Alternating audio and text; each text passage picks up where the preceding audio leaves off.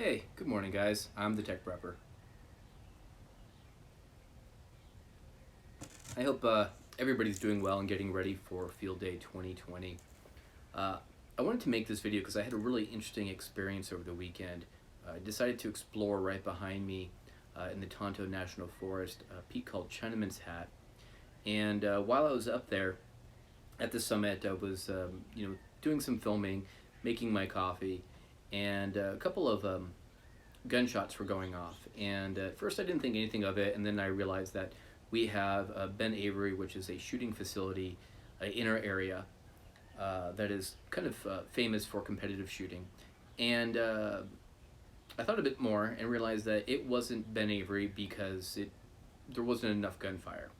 So I went back to filming my video for the day, made a quick contact to confirm that my radio works and did a radio check up there, came down the mountain or down the peak, and then about 2 hours later there was just fire right behind me on the northeast side, and planes were coming in with the slurry to put out or at least dump the fire suppressant. So a big thanks to all the fire crews that were working pretty much the entire weekend to get that fire under control. Thanks for saving the community and our homes. I just don't know how you guys do what you do, but it's commendable.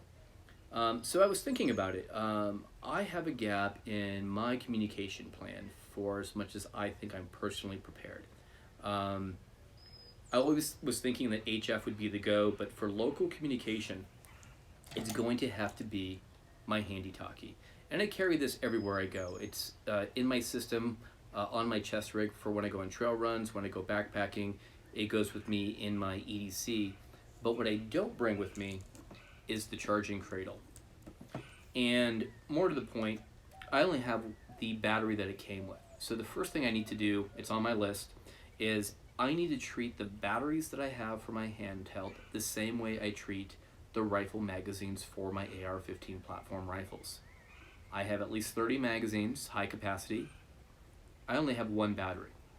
So I need to buy probably at least half a dozen batteries and make sure they're topped off and keep a log of when I charge them and just be on the schedule to charge those. So that's number one. Number two, I need to make sure I get a couple more cradles. One that stays in the ham shack permanently, one that's in my vehicle, and then one that's in my go kit. So the numbers are adding up, but if your life's on the line, I'm going to be really happy that I have this in place. The second piece that I realized that I needed, or third piece now, I don't like that the cradle requires AC to charge. And while my power plan in general includes carrying out a small 400 watt inverter with a power connector that's terminated with Anderson power poles, this system is somewhat heavy and not terribly efficient since we're basically going from DC to AC to DC again, or from DC to AC and then AC back to DC. Just doesn't make any sense to go through that conversion nightmare. So in terms of the cradle use, I went ahead and did some research, and at least for my Yaesu handy talkies, sorry guys, there was a neighbor pulling up. So at least for my Yaesu handy talkies, I found the SDD-13 Sierra Delta 13 cigarette adapter with noise filter that works with the cradle. And what I like about this setup is that in the Jeep, in the RV, any car that has a cigarette adapter, I can use these two together to keep my battery topped off. The second piece that I purchased was a little device here that has a Anderson power pole connectors on one side and a female cigarette adapter on the other side that is also fused. So I can use this with any 12 volt battery system I have and then pair it with my cigarette adapter.